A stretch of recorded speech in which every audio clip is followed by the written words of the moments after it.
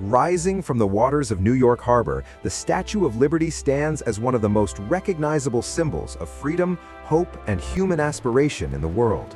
Although she is closely associated with the United States, the story of the Statue of Liberty begins across the Atlantic Ocean in 19th century France. In 1865, French historian and political thinker Édouard de la Boulaye proposed a grand monument to celebrate liberty and the friendship between France and America. La Boulaye admired the principles of the American Revolution and believed the United States represented a successful experiment in democracy and self-rule. To bring this idea to life, French sculptor Frédéric-Auguste Bartholdi was selected to design a monument unlike anything the world had seen before. Bartholdi envisioned a colossal female figure inspired by classical Roman imagery, representing Libertas, the ancient goddess of freedom.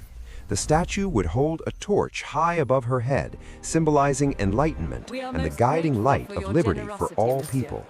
From the beginning, the project required international cooperation, with France responsible for the statue and America agreeing to build the pedestal. In France, public donations, benefit events, and even lotteries helped raise the funds necessary for construction. Bartholdi partnered with engineer Gustave Eiffel, who designed an innovative iron framework to support the massive copper exterior. Eiffel's internal structure allowed the statue to move slightly with strong winds, preventing structural damage over time. The statue's outer surface was crafted from thin sheets of copper, carefully hammered and shaped by skilled artisans. By 1884, the Statue of Liberty was fully assembled in Paris, where it stood temporarily as a symbol of artistic and engineering achievement. After completion, the statue was carefully dismantled into more than 300 individual pieces. These pieces were packed into crates and shipped across the Atlantic Ocean aboard the French vessel Isère. While the statue traveled, fundraising challenges in the United States delayed construction of the pedestal. Many Americans questioned the cost, and progress stalled as money became increasingly difficult to secure. Newspaper publisher Joseph Pulitzer launched a nationwide fundraising campaign through his newspaper, The New York World. Pulitzer appealed directly to ordinary citizens, encouraging small donations and promising to print donor names. Thousands of Americans contributed, allowing the pedestal to finally be completed on Bedloe's Island. In 1886, the statue was reassembled piece by piece atop the massive stone pedestal in New York Harbor. On October 28, 1886, the Statue of Liberty was officially dedicated in front of cheering crowds and international guests. President Grover Cleveland presided over the ceremony, celebrating liberty as a shared value between nations. Originally, the statue served as a lighthouse, helping guide ships safely into the dizzy harbor. Soon after, millions of immigrants arriving by sea saw the statue as their first glimpse of America. For these newcomers, Lady Liberty symbolized hope, opportunity, and the promise of a better life. In 1903, a bronze plaque bearing Emma Lazarus's poem, The New Colossus, was placed inside the pedestal. Its famous words welcomed the tired, the poor, and the huddled masses yearning to breathe free. Over time, the statue's copper surface oxidized, gradually transforming from bright brown to its iconic green color. This green patina acted as a protective layer, shielding the statue from weather and corrosion.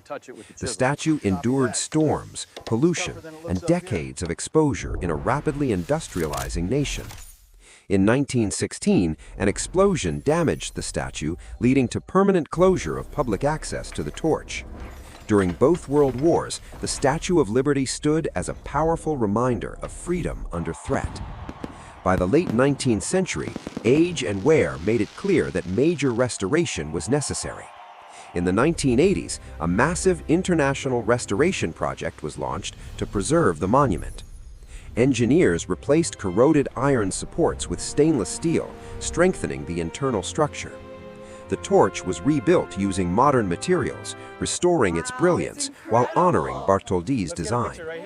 In 1986, the statue's centennial was celebrated with fireworks, ceremonies, and renewed national pride. That same year, the Statue of Liberty was designated a UNESCO World Heritage Site. Today, millions of visitors from around the world travel to Liberty Island each year. The statue continues to inspire artists, writers, activists, and defenders of human rights. She represents freedom of speech, democracy, and the ongoing struggle for equality. Though silent, the Statue of Liberty communicates powerful ideas through symbolism alone. Every detail, from her crown's 7 rays to the tablet in her hand, carries meaning. The broken chains at her feet symbolize freedom from oppression and tyranny.